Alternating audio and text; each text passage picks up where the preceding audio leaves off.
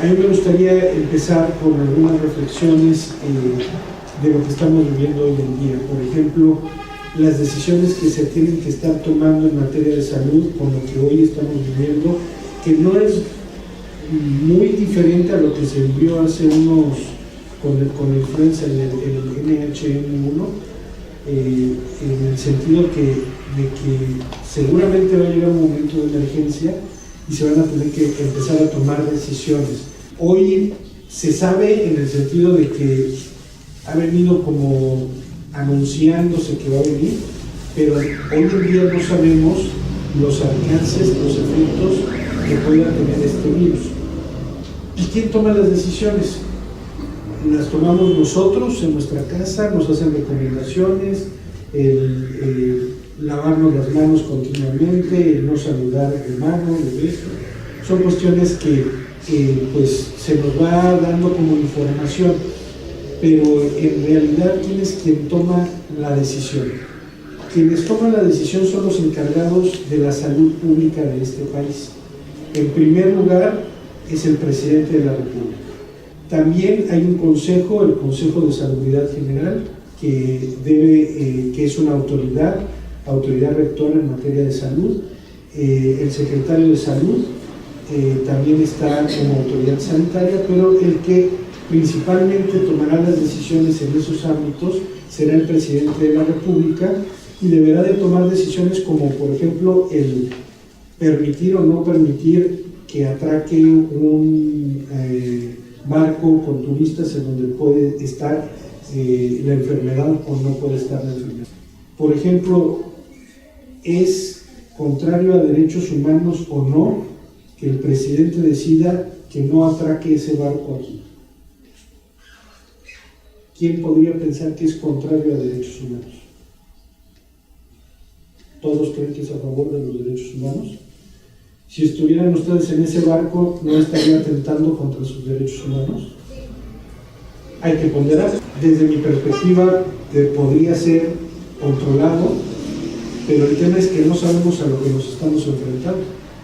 El tema es que no sabemos si aún con el control necesario que pueda uno tener para llevarlos a cuarentena, a hospitales, sea contenible o no sea contenible. Y empezamos a las tomas de decisiones. Los medicamentos huérfanos que están relacionados con las enfermedades raras son aquellos en los que no existe ni siquiera el número de pacientes para poder llevar a cabo esos estudios. Es decir, no pueden demostrar su seguridad y eficacia de manera previa en humanos porque no existe el número de pacientes para poder hacer el experimento. Entonces, se siguen algunas reglas específicas para esas enfermedades raras, esos medicamentos huérfanos, y COFEPRIS puede autorizar, en este caso no otorga un registro sanitario. Cuando un medicamento demuestra su seguridad y eficacia, le otorga un certificado que se le llama registro sanitario, y con ese registro sanitario puede realizar todas las actividades de importación, exportación, comercialización, distribución del medicamento. En este caso, no entrega un registro sanitario, pero entrega un oficio de reconocimiento del medicamento huérfano. Les acabo de explicar la primera fase, que es demostrar la seguridad y eficacia, le entregan el registro sanitario y el medicamento puede salir al mercado. Pero que salga al mercado no quiere decir que pueda ser comprado en el sector público. Es decir, cubriríamos solamente el área privada, los hospitales y clínicas privadas. Para poder venderle al gobierno o para que el gobierno pueda comprar el medicamento, tiene que hacerse otro procedimiento posterior, que es entrar al cuadro básico. Ahí se integra otra vez un dossier, toda una carpeta casi idéntica a aquella que se integra para demostrar la seguridad y eficacia. Lo que va a realizar es analizar ese expediente junto con un consejo que está formado, le llaman, para poder ingresar al medicamento al cuadro básico. El cuadro básico es interinstitucional. Están también como vocales el IMSS, el ISSSTE, Pemex y todas las instituciones de salud pública que adquieren medicamentos para revisar ese expediente y decidir si lo dejan entrar o no al mercado público, por así decirlo.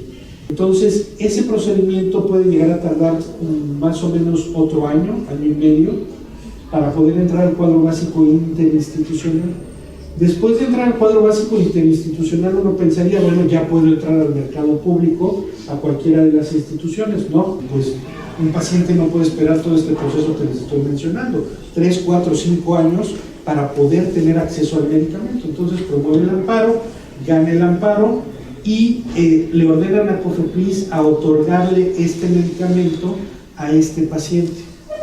Y lo que menciona el comisionado, esa reunión en la que estaba yo mencionando, que fue donde lo escuché, era un desayuno, una comida con los magistrados, con una serie de magistrados que estaban ahí en el ámbito del derecho de la salud, y él les fue a externar la preocupación que tenía porque el magistrado que había fallado el amparo del que les estoy mencionando no había contemplado que su decisión era muy grave para el país.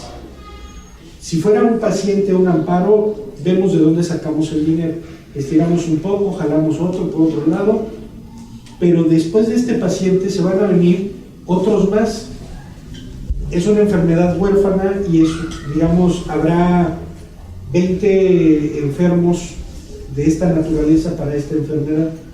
Pues el presupuesto que yo voy a necesitar destinar para atender a estas 20 personas es el presupuesto que hoy tengo para atender a los pacientes en diálisis en el IMSS. Ustedes tienen que ponderar también y tomar en consideración el tema presupuestario. El gobierno mexicano no tiene más dinero, voy a tener que tomar la decisión si salvar a 20 personas con esta enfermedad huérfana o darle diálisis todo el año a 2,000 pacientes.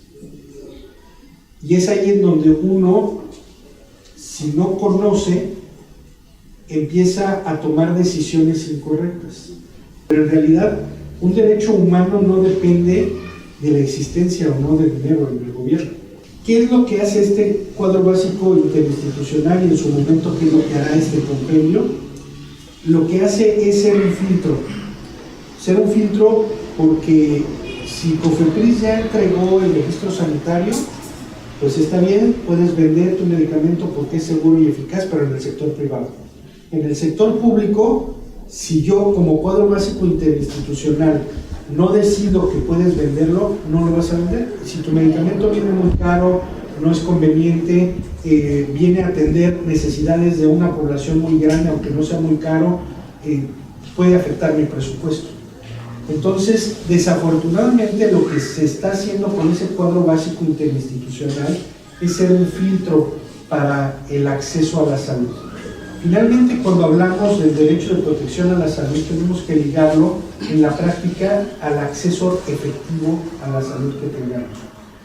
El tema de la salud no debe de verse solamente en el aspecto correctivo o en el aspecto de la enfermedad, sino también tiene que verse en el aspecto preventivo y en el aspecto de generar el bienestar.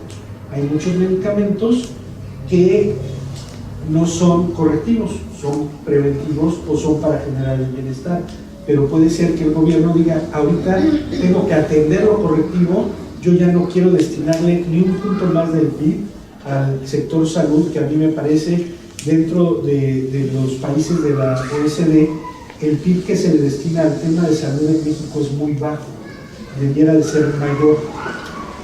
Como en el de salud, en otros temas, por ejemplo, en el de la educación, pero más en el tema de la salud, porque el tema de la salud es central para la sociedad mexicana. Un país que su población esté enferma, que no tiene bienestar, es un país que no puede ser productivo, es un país que le falta ese motor para poder volar, y sin ese motor, por más que yo lo aviente al aire, pues se va a seguir cayendo.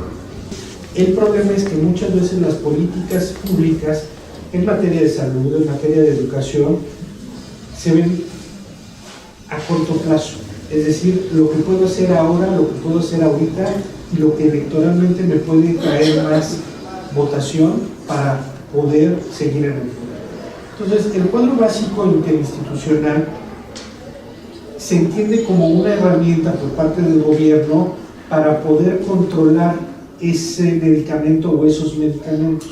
Sin embargo, se ha convertido en un obstáculo para el acceso a la salud.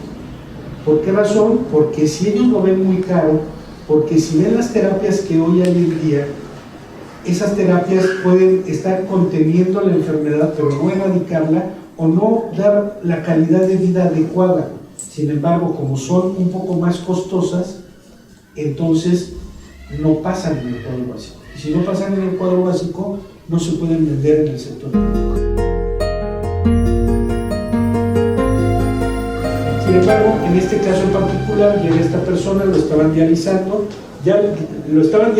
lo cambiaron a la diálisis peritoneal, tuvo 2 eventos muy fuertes en donde casi pierde la vida, lo cambian de nuevo a la diálisis normal, y cuando ya está bien, llevaba 6 meses bien dializado, le dicen el día que lo iban a dializar, ya no lo vamos a dializar, tiene que pasar a que le cambien el catéter del cuello a la diálisis peritoneal, porque lo vamos a regresar a la diálisis peritoneal. Y esta persona dijo, pero ni loco, o sea, prefiero morirme ya a volver a la diálisis peritoneal. Y es ahí donde presentamos el amparo un sábado, un domingo en la noche, y yo pensando que el lunes a las 9 de la mañana iba a tener mi suspensión.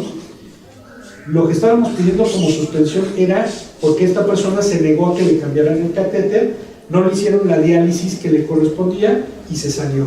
Lo que pedíamos en la suspensión es que se mantengan las cosas en el estado que guardan, es decir, que siga recibiendo el tratamiento que ya está recibiendo avalado por la propia institución. Para mí hubiera sido como juez ciertamente fácil decir, otorgo la suspensión para que las cosas se mantengan en el estado que guardan, sígasele administrando el tratamiento correspondiente. ¿Por qué? Porque hay médicos de por medio, porque ya está el tratamiento, no me lo estoy inventando. Los jueces están siendo muy cuidadosos en no invadir en materias de salud, y ahí es muy importante que lo tengan en consideración, que los jueces están siendo muy temerosos a invadir un tema que no les corresponde, que es el recetar o el dar el tratamiento. Si yo llego hoy diciéndole, necesito este medicamento sin que antes me lo hubieran administrado, pues es una decisión diferente a la que les estoy comentando, porque ahí el juez no tiene ninguna base, ningún elemento médico para decir si procede o no procede, aunque yo lo acompañe con periciales y cuestiones médicas, recetas, estudios y análisis, pues nadie se lo ha administrado. En este caso, desde mi perspectiva era diferente, porque había un expediente en donde la propia institución ya le estaba dando la diálisis. Pues vamos el lunes a las 9 a ver el acuerdo y nos previenen. Y entonces es ahí en donde uno empieza a pensar que la justicia no es tan pronta y expedita. Lo que quiso fue ganar tiempo. Previenen por cualquier cosa para ganar otros 3, 4, 5 días, igual ya no regresan con la prevención, ya no la desahogan y ya me deshice de un problema grave, porque para mí es un problema grave que implica el tema de la vida o la muerte en este caso. Sin embargo, como abogado entra uno en la desesperación, pero pues luego a formular el desahogo de la prevención. Si esto nos lo notifican a las 9 de la mañana, a las 10, 11 de la mañana ya estábamos de nuevo con la prevención, porque no eran temas diferentes, ya estaban expresados, se lo volvimos a decir, se expresó de nueva cuenta y esperar otra vez el tiempo de las horas. Día siguiente otorgan la suspensión para el efecto de que el director del hospital, en compañía de un consejo de doctores especialistas, no menos de 3, decidan si le debe de dar diálisis peritoneal o diálisis normal. Cuando yo veo eso digo, esto es una burla. O sea, me está regresando con la institución que está violando mi derecho de protección a la salud. ¿Y qué es lo que va a hacer? el hospital pues va a decir, confirmo que es esto, que lo regreso a la diálisis peritoneal. En ese momento al paciente no le interesa nada, necesita la solución y van corriendo los días, porque él dijo, yo no me voy a hacer la diálisis peritoneal. Pues ni modo, a darle trámite, a meter el recurso, lo que buenamente un abogado puede hacer, metí el recurso y fuimos a dejar inmediatamente la notificación al director del hospital, quien para nuestra sorpresa el viernes contesta al juzgado diciendo que una vez reunido el consejo con él, decidieron mantenerlo en la diálisis y no regresarlo a la diálisis peritoneal. Entonces, uno es donde también, así como les dije, uno como abogado empieza a perder un poco la confianza en la justicia, también con decisiones de esta naturaleza empieza a recobrar esa confianza y empieza a uno a ver que las decisiones no siempre están en nuestras manos, pero hay que hacer todo lo que está en nuestras manos, humanamente posible y dentro del marco legal, para poder darle a esas personas que tienen derecho a la protección a la salud, a la educación, a la vivienda, al agua, ese acceso efectivo. Y a mí en lo particular me dejó una gran enseñanza, esa enseñanza de que podemos ser muy teóricos en materia de derechos humanos. Celebro que haya teoría detrás del tema de derechos humanos, que haya tratadistas, que haya investigadores, que haya gente que quiere escuchar y leer los libros de derechos humanos, pero celebraré aún más cuando todas esas personas en el ámbito de su entorno, de su especialidad, los abogados tienen mayor responsabilidad, pero no somos los únicos, que todos como sociedad sepamos exigir a lo que tenemos derecho y saber que hay mecanismos que existen hoy en día, que se pueden perfeccionar, que en muchas ocasiones tienen muchos tecnicismos. Una de las razones por las que a mí no me gusta mucho el amparo y las acciones colectivas hoy en día es que son sumamente técnicos, y eso se traduce en que solo un estrato de la sociedad que tiene la capacidad económica para poder acceder a los profesionales que saben manejar los amparos y las acciones colectivas son los que van a tener acceso a esa justicia. Por eso, cuando yo veo un foro como este, en donde están escuchando este tipo de temas, es donde se empieza a despertar esa inquietud, no solo para estudiar y analizar, sino para saber que sí se puede, y que yo, este último caso es el primer amparo que yo llevo en mis 46 años de vida. Y pude haber dicho no, mejor voy con el especialista, mejor voy, y a lo mejor habríamos sacado el mismo resultado, pero estaba yo convencido que al ser un tema de derechos humanos no debería de existir alguna autoridad ya traducida en persona del otro lado, porque todas las autoridades son personas, que pudiera decirle no a ese amparo. ¿Por qué? Porque estaba defendiendo un derecho básico, un derecho sustantivo, el derecho de seguir viviendo, a recibir un tratamiento que ya estaba recibiendo. Entonces, lo que los animo es no solamente a querer saber de estos temas, sino que atraviesen estas puertas y estos temas de los que cada viernes van a estar aquí conociendo, sabiendo, les vamos a estar haciendo llegar información, atravesando esas puertas los hagan efectivos. Busquen el cómo ayudar a la gente, a los pacientes, al ciudadano que día a día le están violando los derechos humanos, porque si hoy no levantamos la voz, levantar la voz en distintos medios, pero aquí estoy hablando en el medio jurídico, si no la levantamos con los medios que nuestro sistema normativo tiene para hacerlo, entonces estamos siendo cómplices y colaboradores de aquellos que día a día están violando los derechos humanos. Muchas gracias.